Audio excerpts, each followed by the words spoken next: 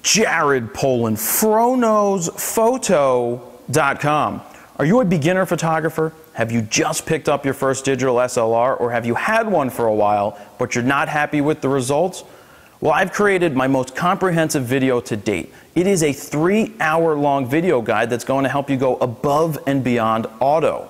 I wish I had a guide like this 18 years ago when I started as a photographer. It would have given me the ability to save months, if not years of time, trying to figure all of this out on my own. So please allow myself and this guide to be your mentor. What are we going to cover in this guide? We're going to hit the fundamentals of photography, the type of information that you're going to take with you throughout your whole career as a photographer.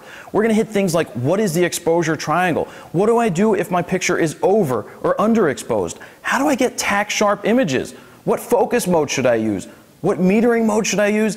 And what's a good composition? We're going to hit that and much, much more. So this guide is going to give you the confidence to unlock the power of your digital SLR. It's the closest you can get to being at one of my boot camps without actually being there. So I'm not just going to sit there and tell you how to do things, I'm actually going to demonstrate it. You get to follow me on 4 photo shoots. You get to be there as my assistant pretty much when I make mistakes, but then I figure out what I did wrong and explain to you what I did and show you how I made the corrections. So if you would like to pick up this guide today, you can download it below. It's a digital download. That means you can watch it over and over again. And yeah, if you decide to pick it up today, I'm going to include a 20-minute long bonus video that's going to give you the 5-year plan, how to make money as a photographer, and how to market yourself. So let's take a sneak peek inside this video guide.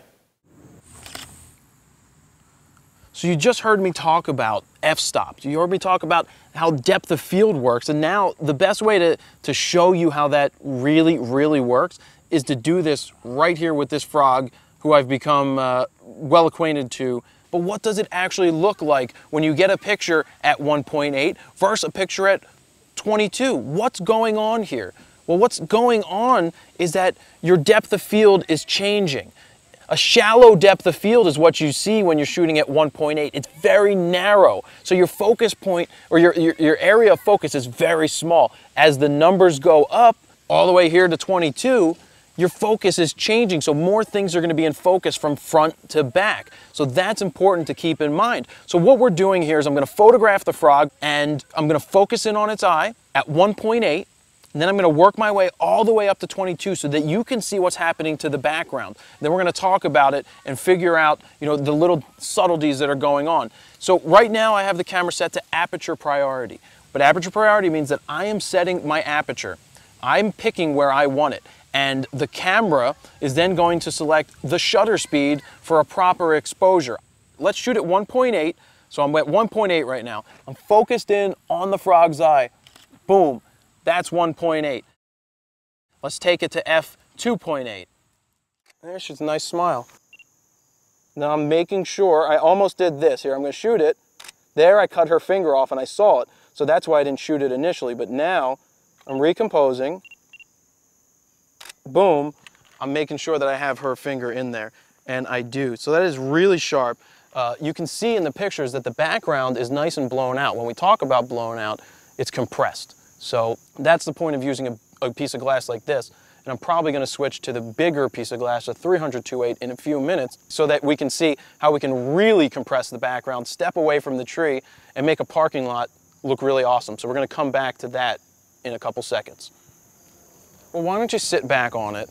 Which way do you want me to Just face that way, but just rest your tuchus on it. So now we're ready to photograph the swing here. I'm locking in on the tripod just so that I have something that's not moving so that each image kind of stays similar.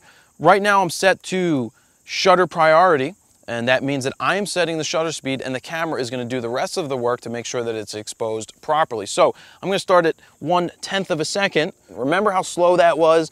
You could hear the sound of how slow that was when we were testing and letting you hear the different shutter speeds. Now let's see what happens when we move the swing and shoot it at 1/10 of a second.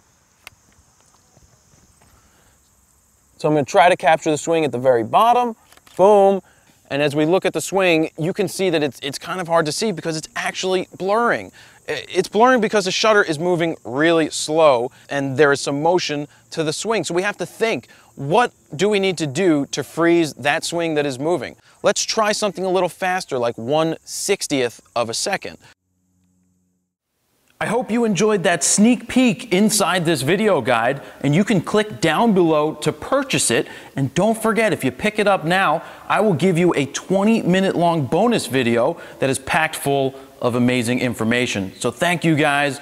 Jared Poland, FroKnowsPhoto.com.